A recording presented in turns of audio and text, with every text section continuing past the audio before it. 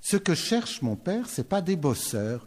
Ce que cherche mon Père, c'est pas ci, c'est pas ça. Ce que cherche mon Père, c'est des adorateurs en esprit et en vérité.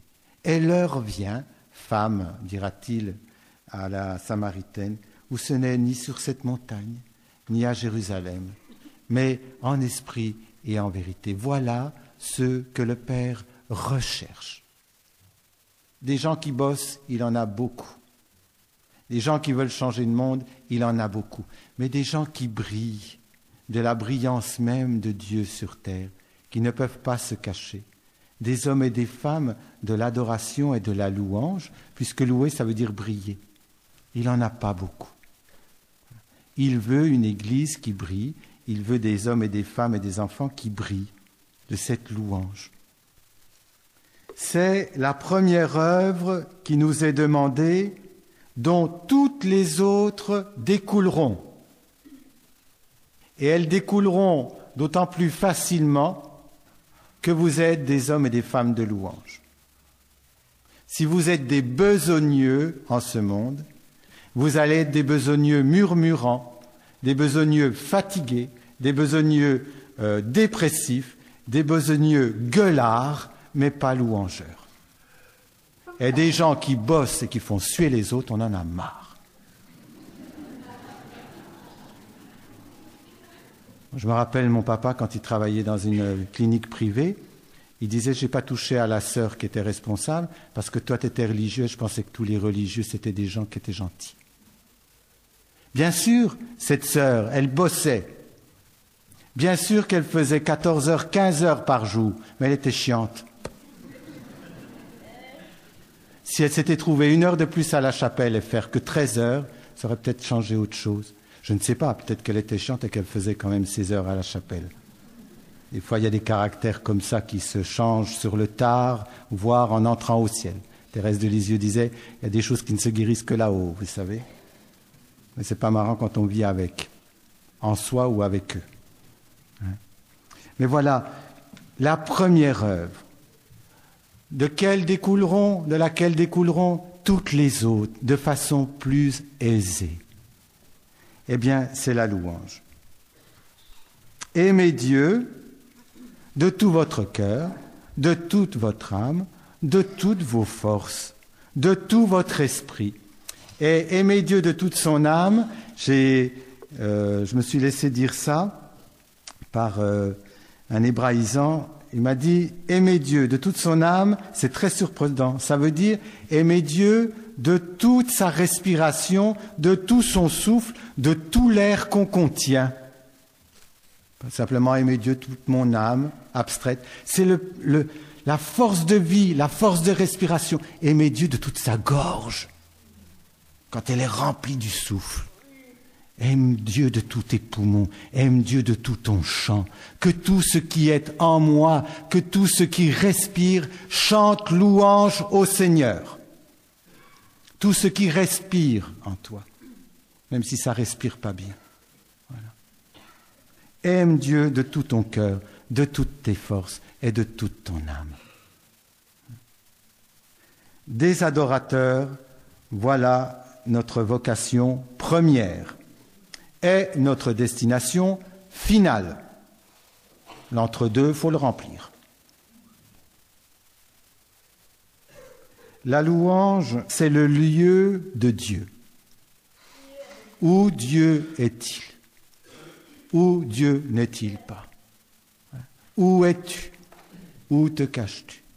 La louange, c'est le lieu de Dieu, puisqu'il habite la louange. Si la louange, c'est le lieu de Dieu, la louange, c'est donc le lieu de l'homme. Puisque l'homme cherche Dieu et que Dieu cherche encore plus l'homme que l'homme ne cherche Dieu. C'est le lieu, donc, si c'est le lieu de l'homme et si c'est le lieu de Dieu, c'est donc le lieu de la rencontre entre Dieu et l'homme. C'est une logique, mais ça se tient. Si vous voulez rencontrer Dieu, rencontrez-le dans cette louange et dans cette adoration. Nos frères juifs dès le matin, entre dans cette louange, dans cette adoration et dans cette action de grâce. Il commence par des remerciements avant d'entrer dans la libre louange. Et il est dit dans les prières du soir ou du matin, « Nous reconnaissons humblement que tu es l'Éternel, notre Dieu, et le Dieu de nos ancêtres, aujourd'hui et à jamais. Tu es le rocher de notre vie, le bouclier de notre salut. De génération en génération, nous te rendons grâce et nous nous entretiendrons de tes louanges jour et nuit. Pour notre vie qui est entre tes mains, pour notre âme que tu préserves, pour les miracles que tu fais journellement en notre faveur, pour les merveilles dont tu nous entoures, pour les bontés dont tu nous témoignes à toute heure, du matin, du midi et du soir, comme les pilules. Prenez 3 pilules par jour de louange, vous verrez si ça ne va pas mieux. Dieu de bonté, ta miséricorde est infinie, tes grâces ne tarissent jamais et notre espérance est éternellement en toi. Quand vous commencez votre journée comme ça, même s'il y a eu les emmerdes de la veille, et même s'il y a ceux qui se préparent, je vous dis que vous les prenez autrement. Les divins cantiques font les délices de mon esprit. C'est le psaume 145 que Augustin a largement expliqué, commenté. Les divins cantiques font les délices de notre esprit. Vous savez qu'Augustin aimait beaucoup la musique et il aura même composé quelques airs, ça lui est arrivé. Et il dira que le chant, ne limitez pas l'expression du chant, le chant est l'expression et la manifestation assurée de la joie. On n'est pas dans le fado, hein. On est dans le chant, dans la jubilation. La vraie joie, quand on parle de joie, pas je suis content, je suis gai, tout me plaît, je vais bien, tout va bien, voilà. Hein. Non, la vraie joie, elle est l'effet de la présence d'une réalité qui nous possède et qui nous remplit le cœur. Pourquoi il y a vraie joie ? C'est parce que c'est une présence, une réalité présente qui envahit notre cœur et qu'on sait être là. Et cette joie nous pousse à chanter. Non pas en chantant on fait venir la joie et on trompe la tristesse, mais parce qu'il y a une présence que l'on sait par la foi et l'espérance, eh bien cette présence que l'on sait par la foi et l'espérance suffit pour que nous chantions même dans la nuit. Parce que nous savons en qui nous avons mis notre foi et notre espérance. On chante, dit-il, parce qu'on se sent en plénitude et donc on éclate de joie. Chanter, dit-il, n'est pas répéter un cantique, faire du bruit, de la voix ou même des lèvres. Il est aussi un chant tout intérieur, parce qu'un autre a l'oreille de notre cœur, parce qu'il est à l'intérieur. Alors, dit-il à ses fidèles, je vous invite à chanter de la voix pour vous stimuler, mais à chanter du cœur aussi, afin de lui faire plaisir. Voilà. Quand vous louez Dieu, vous plaisez à Dieu. Vous lui faites plaisir. Seigneur, qu'est-ce que je pourrais faire pour te faire plaisir? Vante-moi. On dirait, mon Dieu, il y en a qui sont un peu égocentriques. Ben oui, le bon Dieu est égocentrique. Qu'est-ce que vous voulez? Voilà. Vante-moi. Parce que quand tu m'élèves, je t'élève. Quand tu dis mon nom, je dis ton nom. Quand tu dis le tien, tu ne sais pas ce que tu dis. Mais quand tu dis le nom de Dieu, quand tu graves le nom de Dieu dans ton cœur, il te dit qui tu es. Au dire des gens, qui suis-je? Pour les uns, t'es Élie, pour les autres, un prophète des temps anciens, pour d'autres, Jean-Baptiste ressuscité des morts. Et pour vous, qui suis-je? Dites-moi qui je suis. Tu es le plus beau des enfants des hommes. La grâce est répandue sur tes lèvres. À qui irions-nous? T'as les paroles de la vie. Tu es le Saint de Dieu. Tu es celui qui devait venir. Et toi, t'es Pierre. Quand vous dites qui il est, il vous dit qui vous êtes. Tu es Pierre, et sur cette pierre, je bâtirai mon église. Si vous voulez savoir qui vous êtes, si vous êtes en perte de vitesse sur le sens de votre vie, faites briller Dieu, et il vous dira qui vous êtes en lui, pour lui et dans le monde.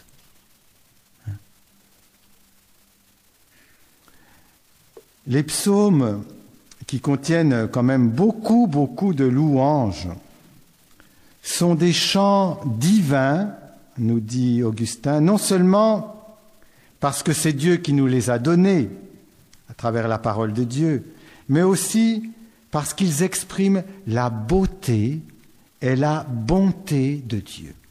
Quand vous lisez les psaumes, vous voyez combien il est beau, combien il est bon, car éternel est son amour. Ces chants qui peuvent vous aider, comme dit l'Écriture, réciter entre vous des psaumes, des cantiques de libre louange, mais reprenez les psaumes. Ces chants sont une réponse à une présence vécue de Dieu en vous. Et Augustin dit de façon un petit peu difficile, mais si cette expérience de Dieu manque,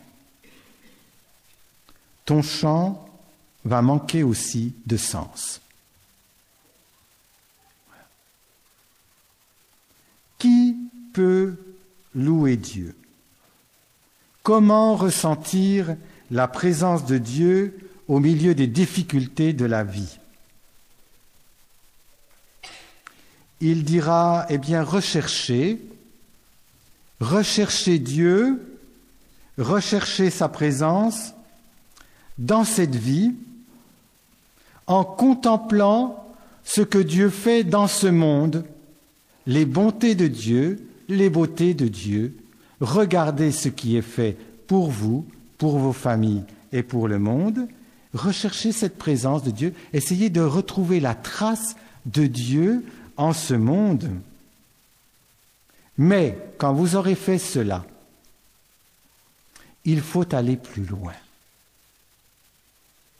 Quel délice trouverez-vous donc en ce monde pour toujours? Ta femme est belle, mais elle ne le restera peut-être pas. Tes enfants te font plaisir et tes enfants te donnent de la satisfaction, mais ça ne sera peut-être pas toujours comme ça. Tu as une belle maison et tu as même une résidence secondaire, mais ça peut être enlevé du jour au lendemain. Tu as une bonne santé, mais tu as un bon conjoint, mais il faut y aller comme ça. On va dire, si on commence la vie comme ça, on ne va pas loin. Non, réjouis-toi de ça. C'est une occasion de bénir Dieu, toutes ces choses. Mais va plus loin, parce que quel délice éternel trouveras-tu en ce monde? Aucun. Ce sont des délices passagers, qui ne te sont pas refusés parce que Dieu t'aime. Et Dieu est capable d'en donner une forte mesure. Partout, dit-il, il y a quelque chose à aimer.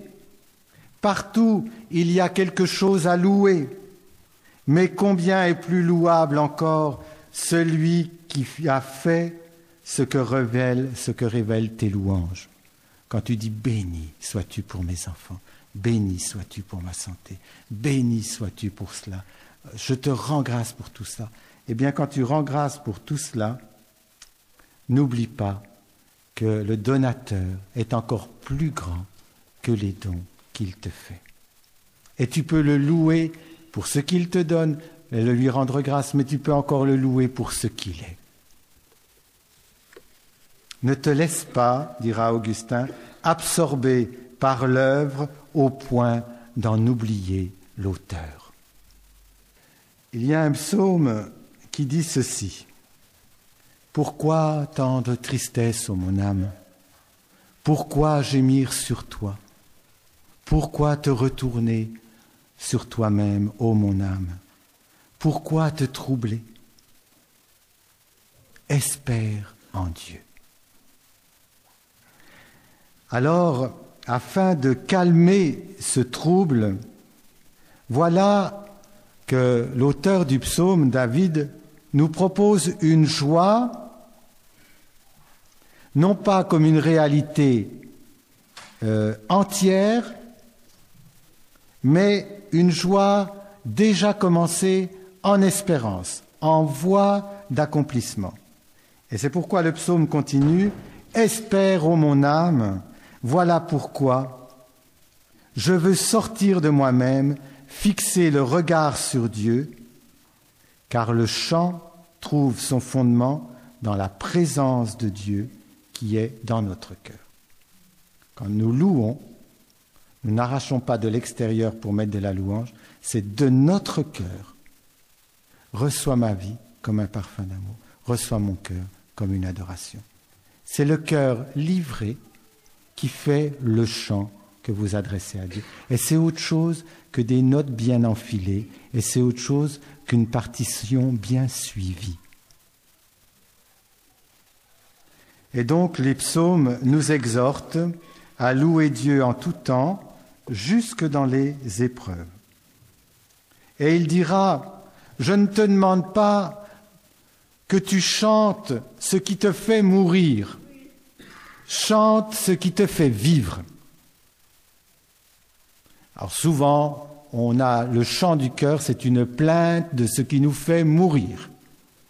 C'est une plainte des déceptions, c'est une plainte de la vie qu'on n'arrive pas à saisir, c'est une plainte des choses qui nous échappent, et nous avons plus des fados spirituels que des jubilations spirituelles. Nous sommes dans des plaintes spirituelles. C'est un chant aussi. C'est un chant funèbre, qu'est-ce que vous voulez? Mais un chant aussi, et Dieu n'est pas sourd à la plainte du pauvre. Chante ce qui te fait vivre. Tu parles, j'ai vu qu'un truc. Eh bien, chante ce truc, s'il te plaît. Comment peux-tu peser? Si tu pèses le poids de la difficulté et le poids de la vie, tu vas voir que celui de la difficulté t'impressionnera davantage. Ça enfle, c'est comme du soufflet, ça gonfle. Les ennuis, c'est ça. Vous avez une contrariété, vous oubliez tout ce qu'il y a eu de positif. Moi, à la fin d'un week-end, j'ai 50 personnes ou 100 personnes qui disent « Oh, c'était formidable. Oh, vraiment, on a été touchés par Dieu. Vraiment. » Et il y a une personne qui vient en disant « On voit bien que vous n'êtes pas dans ma place. Vraiment, je n'ai pas aimé du tout. » J'oublie les 100 personnes pour me focaliser sur la merde qui m'arrive en pleine tête comme ça. C'est pas que ce soit faux, mais d'un seul coup, je suis comme envahi par le négatif, comme si ça avait plus de poids que la vie. La mort a plus de poids que la résurrection, les ennuis ont plus de poids que les bénédictions, et quand il y a bénédiction, on entend encore des gens qui disent « Faites gaffe, ça se paye ». À croire qu'il en vaut mieux pas, hein. Mais c'est difficile, ces histoires-là. Ce qui va se passer quand vous allez entrer dans les bénédictions et quand vous allez entrer dans la louange, au moins pour un truc qui vous plaît en Dieu ou qui plaît dans vos vies, eh bien, vous allez voir que les choses vont fondre un peu d'elles-mêmes. Ça aura moins de valeur et moins de puissance. Le mal va perdre du terrain sur vous. Et vous allez de moins en moins vous inquiéter. Les gens qui louent de plus en plus s'inquiètent de moins en moins. Ça veut dire, c'est peut-être pas de la bonne prière. Autrefois, j'avais la liste de commission de tous les gens à qui je devais une prière et je le disais à Dieu, vous savez, c'est de l'amour. Ben oui, je le crois, bien sûr que c'est de l'amour de présenter les gens. les présenter 5 fois d'affilée, je ne suis pas sûr. Seigneur, je te prie pour Bernard, oui. Donc, tu sais, pour Bernard, bon, je te prie aussi pour Catherine, mais surtout pour Bernard. 10 minutes après, bon, je vais peut-être faire un petit papier, Seigneur, je vais le laisser. Comme ça, tu t'en occupes. On met le petit papier. Quelqu'un d'autre vient mettre un papier dessus. On dit, écoute, Seigneur, je me permets de le mettre au-dessus pour pas que tu oublies. Et avant de dire au revoir au Saint-Sacrement, on dit, bon, t'oublies pas, hein. Vous croyez que c'est de l'amour, ça? C'est de l'inquiétude. C'est de l'inquiétude. Et vous croyez que s'inquiéter, c'est aimer? Pas toujours. On croit qu'à force d'inquiétude, on aime davantage. S'inquiéter pour quelqu'un, c'est s'inquiéter pour quelqu'un. Il n'y a pas de preuve d'amour en s'inquiétant. Il n'est pas dit « inquiète-toi pour tes frères, inquiète-toi pour tes sœurs. Plus tu t'inquiètes devant moi, plus tu les aimes. » Il dit, ne vous souciez pas, ne vous inquiétez pas. Ne vous inquiétez pas. Celui qui loue semble devenir un petit peu je m'en foutiste. Parce qu'il livre sa famille, il fait les prix de gros. Ah, il livre sa famille, il livre ses amis, il livre ses difficultés, il livre tout dans la louange. Et il dit, Seigneur, je m'occupe de toi, occupe-toi de mes affaires. Et ça marche. Et Deborah Kendrick, qui nous a fait entrer vraiment avec le cœur et l'âme dans cette grâce de la louange, elle disait, depuis que je suis devenue une louangeuse, je ne suis plus inquiète de rien. Et les premiers temps, de ne plus être inquiète, ça m'inquiétait. Voilà. Ne vous souciez pas. Ce n'est pas n'avoir cure des difficultés. Ce n'est pas mépriser les choses de ce monde. Ce n'est pas manquer de charité envers les siens ou envers ceux qui souffrent. La louange vous place dans l'atmosphère de Dieu. Et quand vous y entrez avec votre famille, ils en bénéficient. Que ta gloire descende dans ce lieu et d'ici, qu'elle se répande vers les nations, vers vos familles, vers les hôpitaux. Que ça soit comme une eau jaillissante en surabondance qui se jette sur les autres. Voilà. Quand vous êtes dans la louange, ça éclabousse tous ceux qui sont autour. Quand vous êtes dans l'inquiétude, ça n'éclabousse que vous. Celui qui aime comme il faut, croit et espère aussi comme il faut. Et aimer comme il faut, c'est remettre Dieu à sa place, remettre notre cœur en place devant lui et devenir des hommes et des femmes de la louange, des hommes et des femmes de Dieu. Augustin, avec d'autres à la suite, nous convie à devenir soi-même une louange. Et ils diront que la louange naît d'un cœur qui connaît Dieu. C'est-à-dire, ah ben moi je sais pas, je sais rien sur Dieu, je sens pas. Quand tu es dans la louange, c'est que ton cœur connaît Dieu. Tu n'as peut-être pas les mots pour le dire, tu n'as peut-être pas l'intelligence pour le comprendre, tu n'as peut-être pas la chair pour l'expérimenter. Mais quand tu loues et que tu sais qu'il y a repos dans la louange et dans l'adoration, c'est que Dieu est connu de toi et que tu connais Dieu et qu'il te connaît. Faire briller Dieu. Si vous ne faites pas briller Dieu, je l'ai dit et je le répète, mais ça rentrera un petit peu comme ça, vous allez vous faire briller. Et se faire briller, ce n'est pas forcément se vanter.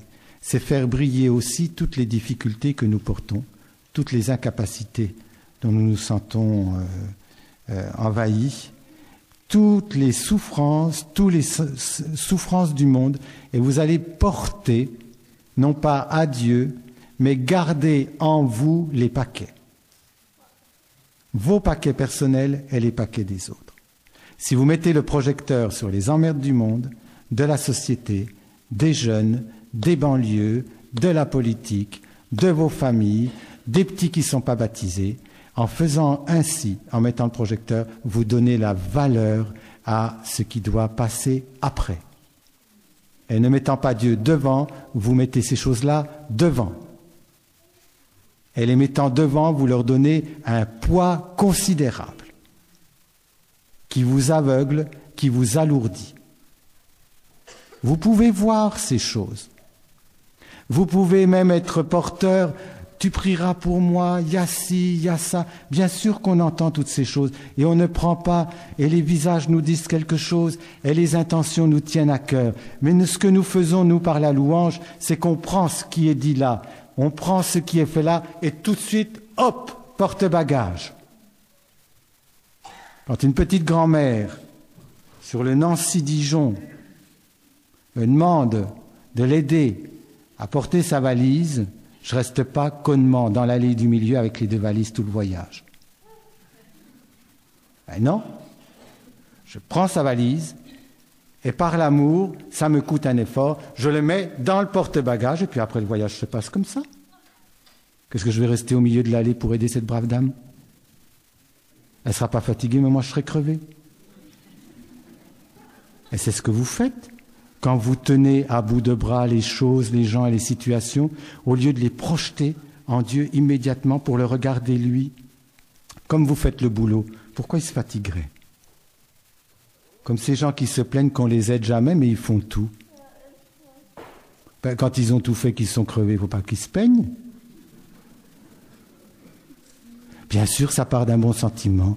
Bien sûr, il y a de l'amour. Mais comment voulez-vous les aider? On les fatigue à les aider. Voilà. Remettons-nous-en à Dieu avec tout ce poids qui existe, mais qui ne nous appartient pas, qui on est, pour dire que tout ce poids doit être sur nos frêles épaules.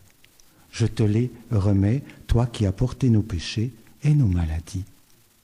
Il l'a fait, oui ou non? Et s'il l'a fait pour vous, pourquoi il ne le ferait pas pour ceux que vous aimez? Parce qu'on a un petit quelque chose, tant pis Seigneur, si tu fais rien pour moi, mais fais-le pour l'autre. Un petit truc comme ça qui traîne. C'est pas grave si tu m'oublies, du moment que tu n'oublies pas ceux que j'aime.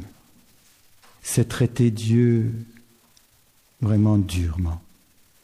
Voilà. Vous voyez les choses du monde, vous voyez les difficultés de la société, vous voyez vos propres difficultés, vos propres péchés, eh bien, ne vous appesantissez pas là-dessus.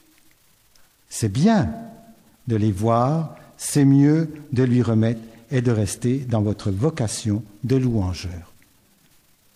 Comprenez? Et si jamais il y a intercession, si jamais le Seigneur vous demande de lever les mains pour quelqu'un ou pour quelque chose, ça sera pour ces trucs à lui. Seigneur, fais qu'il se trouve une petite copine qui a du fric et qui soit d'une bonne famille. Et puis d'un seul coup, vous priez pour tout ça, et puis le Seigneur vous dit, bon, c'est pas tant ton fils qui m'inquiète, c'est ton mari qui rentre tard tous les soirs parce qu'il est angoissé. Chaque fois qu'il rentre, c'est pour que tu lui déverses toute ton angoisse et toutes les inquiétudes de ton fils. On va prier pour lui. Oh, lui, ça va. On va prier pour lui. Est-ce que Dieu a le droit d'avoir des intentions? Quand vous êtes dans la louange et dans ce cœur à cœur, d'un seul coup, il vous dit, ça c'est important, ça l'est moins, ça on verra demain. Prie pour ça. Oh, moi je me dis des fois, qu'est-ce qui me fait prier pour tel truc ou tel truc? C'est pas ça que je lui pose comme question, c'est pas ça les gens que je lui recommande, et d'un seul coup il me fait prier pour je sais pas quoi. On avait une amie comme ça, on l'a toujours, d'un seul coup, c'était il y a quelques années, Seigneur lui causait, mais elle pensait que ça faisait pour tout le monde pareil, donc on n'entendait que de l'autre côté quand elle était en prière, comme au téléphone si vous aimez mieux, ça faisait un peu quelque chose comme ça. Ah bon, tu crois? Ah ben si tu dis. Ah oui, bon, ben d'accord. Alors on n'entendait que ça, on n'avait pas la suite, c'était un peu bizarre. Puis d'un seul coup, elle nous dit, ah, pour Mitterrand? Ah non, pas pour Mitterrand, moi je ne prie pas pour les hommes politiques. Ah non, pas Mitterrand. Ah non, pas Mitterrand. Ah bon? Tu vas bientôt le rappeler? Donc, on fait quoi? Je vous salue Marie. Je vous salue Marie, pleine de grâce. Mieux que ça. Je vous salue Marie, pleine de grâce. Un deuxième. On va pas faire le chapelet quand même. Voilà. Et alors, elle commentait les affaires un peu comme ça. Très, très simple comme femme. Puis d'un seul coup, elle dit, maintenant c'est pour Bérégovoy, on va pas tous les faire. Renseigné par l'Esprit de Dieu. Voilà. Et en étant renseigné comme ça, on a appris des choses. Une semaine avant, voilà, prier pour le Koweït, prier pour Saddam Hussein. Et quand la guerre a été terminée, non, priez encore, il y a une boule de feu au-dessus de Jérusalem prête à tomber. Priez pour Jérusalem beaucoup. Il y a une boule de feu prête à tomber. C'est pas terminé. Ça va reprendre dans quelques années. Et plusieurs pays seront engagés. Nous, quand on est là, on est pour prier pour sa famille, pour nos besoins immédiats qui nous touchent nous. On n'est pas des grands politiques, on n'est pas des grands mystiques. Puis d'un seul coup, le bon Dieu nous fait payer pour un petit pays d'Afrique qu'on ne connaît même pas. C'est comme ça, il a ses intentions.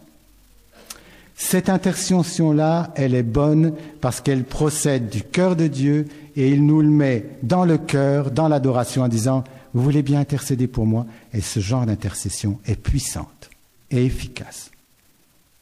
Et elle est entendue parce que c'est ce que l'Esprit veut. C'est autre chose que de faire de l'intercession de base et autre chose de recevoir l'intercession quand on est dans l'adoration et dans la louange. Vous comprenez la différence ?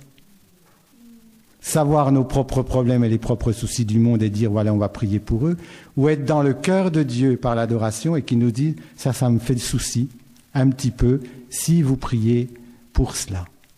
J'ai besoin de vos prières pour cela. Il nous est bon de faire briller Dieu et de le louer. Parce que si nous ne le faisons pas, c'est les problèmes, nos petites vies pécheresses qui vont commencer à prendre du relief et un peu comme les soufflets, les créatures vont commencer à briller et vous allez donner du poids aux gens et aux choses et un poids qu'ils ne méritent pas devant Dieu. Vous allez faire des idoles de ces choses-là. Quand le monde ne loue plus, il commence à adorer les idoles. Des stars du foot, Starac, les lumières, les brillances. Voilà. Quand d'un seul coup on se détourne de la vraie louange, on se tourne pour faire louer sa propre vie ou les créatures. Et comme dira la reine Esther, quand les Juifs risquent d'être anéantis, elle a épousé un roi qui est plutôt neutre par rapport aux Juifs. Et voilà qu'Aman, un serviteur du roi, jalouse beaucoup Mardochée, qui est juif auprès du roi, et jalouse beaucoup les Juifs et trouve qu'ils prennent beaucoup trop de place. Et est résolu de faire, comme du temps d'Hitler, un nettoyage. Toutes les provinces ont une lettre, comme quoi, tel mois, tel jour du mois, dans toutes les provinces du royaume, les polices viendront arrêter hommes, femmes, enfants et exterminer tous les Juifs. Et Mardochée est mis au courant. La reine Esther, juive, qui a épousé le roi, est mise elle aussi au courant. Et son cousin Mardochée lui dit « Notre salut est entre tes mains, mais si tu ne veux pas bouger ton derrière pour nous, Dieu enverra quand même un autre sauveur. Mais ne crois pas qu'en bougeant pas, tu ne risques pas ta propre peau, tu es juive aussi, même femme du roi. » Et elle va trembler, elle va avoir la trouille, elle va, vous lirez la prière d'Esther, mais dans cette prière, il y a un tout petit passage qui dit « Écoute, Seigneur, ton peuple, que tu as formé pour redire tes louanges. Écoute, ils veulent fermer la bouche des Juifs qui louent Dieu pour faire parler leurs hommes et leurs idoles. Quand la bouche des louangeurs se tait, c'est la voix des impies qui crie. Quand vous faites taire vos louanges de votre cœur, c'est le monde qui va l'emporter, le monde des ténèbres qui va parler plus fort que Dieu. On se plaint des assemblées de louanges, comme on en a là, tous les dimanches, dans les stades, dans les rues, vous verriez, si le mal ne reculerait pas, si la mort ne céderait pas la place. Vous verriez cela. Nous sommes faits pour cela. Ne faites pas parler les idoles. Quand vous faites taire la louange, vous donnez l'occasion aux idoles de parler fort. Et c'est pourquoi le diable essaye de faire taire la louange. Pourquoi ? Parce que Lucifer, on prendrait Ézéchiel, je ne sais plus combien, 35 ou quelque chose comme ça, ou 18, je ne sais plus. Lucifer était l'ange de lumière, premier choriste de tout le chœur des anges. Au sommet de la création invisible, spirituelle, Dieu avait créé cet ange de lumière comme chef d'orchestre de tous les anges et de tous les instrumentistes. Et Dieu avait créé pour lui, dès avant la fondation du monde, on le lit, tambourin, sitar, luth, tout ce que vous voulez, instruments de musique en or pour le paradis, pour qu'il y ait une louange éternelle. Quand il a été chassé, parce qu'il s'est regardé lui-même, croyez-vous qu'il a oublié son ancien métier de louangeur ? Pas du tout. Il sait ce que fait la louange au ciel. Il sait l'atmosphère du ciel et il va vouloir pervertir et corrompre toute musique. Pourquoi, en ce moment, quand la louange devient quelque chose de très important, c'est la musique satanique qui l'emporte. Des fois, on dit ça en riant. C'était quand on était à la Cropte, on a regardé l'année dernière l'Eurovision de la chanson. Alors, on s'est retrouvé dernier, ou avant-dernier. Et alors, on s'est dit, vraiment, un de ces quatre, il faudra se payer de culot d'y aller. Et puis, puisqu'on se trouve toujours dernier ou avant-dernier en France depuis pas mal d'années, qu'est-ce qu'on risque ? On monte tous sur scène et on chante. On en aura bien au moins, on ne sera pas les derniers, je vous pouvez être sûr, ça marchera peut-être un petit peu, on ne sera au moins pas les derniers. Quand le chrétien cesse de louer, quand l'Église a comme une fâcheuse tendance à baisser les bras dans la louange, c'est le monde des ténèbres qui l'emporte, la musique satanique qui l'emporte. C'est pour ça que l'Eurovision a félicité à l'unanimité un groupe satanique à la gloire de Satan cette année. Ouvrez les yeux, voyez ce que ça veut dire. Ézéchiel 28. Quand on se dispense de la louange ou quand on la réserve à des louangeurs, vous permettez aux idoles et aux démons de l'emporter. Ou de vous faire croire qu'ils l'emportent par ses abus successifs. Ce qui est valable pour le prince des ténèbres est valable aussi pour ceux qui en font un peu le choix. Et dans ce monde, on peut parler aussi de créatures qui se ferment. Quelqu'un comme Lénine ou Staline. C'est surprenant. Il y a le secret de Dieu et on comprendra là-haut. Mais en tous les cas, ce qu'on en voit, c'est qu'ils avaient une profonde haine, pas simplement pour la religion, mais aussi pour Dieu. Quand quelqu'un comme Lénine dit « l'ennemi numéro 1 de toute société, c'est Dieu ». Et comme toujours, ce qui l'emportera à la fin, c'est la mort. À la bonne heure, suivons des gens comme ça. C'est bien comme programme. Ce qui emportera à la fin, c'est la mort. Voici, j'ai repris sur un anniversaire, je regardais l'anniversaire des successeurs donc de l'URSS, tout ça, et il y avait les chefs Staline, on fêtait l'anniversaire de la mort de Staline. Et on a repris le discours le jour de la mort de Staline. Et ce discours dit ceci. Ô chef suprême, ô espérance des peuples, ton œuvre que tu as entreprise gagnera le monde entier. Voilà, tu es le plus grand des enfants des hommes que la terre ait porté. Rien ne pourra arrêter l'œuvre de tes mains, ô maître Lénine. Gloire éternelle à toi, ô notre chef. Honneur à toi, ô notre maître, incomparable Staline. En ce moment même, dans le monde entier, des millions d'hommes se découvrent et s'inclinent, s'immobilisent dans le silence glorieux de ton jour. Vous voyez qu'ils savent flatter les créatures. Si on mettait Jésus à la place, vous voyez ce que ça donne. Voilà. Quand Dieu est nié, quand Dieu n'est pas honoré et quand on prend à la légère ce service de la louange, voilà comment le monde se fait briller. Avec son cortège de mort et d'humiliation. Certains vont dire, il y a trop de louanges, ça me fatigue. C'est bien aussi au bout d'un moment de passer à autre chose, un peu de parole de Dieu, un peu d'intercession, un peu de ci, un peu de ça. Je trouve que trop de louanges, c'est fatigant. Et il y a un groupe qui a démarré sur l'île. Il y a beaucoup de groupes qui démarrent en ce moment comme ça. Ils sont 2, 3. Il y a même une dame, elle est toute seule depuis 6 ans parce que personne ne s'occupe vraiment d'elle. Elle est un peu larguée. Et elle dit, moi je sais que la louange c'est important. J'aimerais bien qu'il y ait 3, 4 personnes avec moi.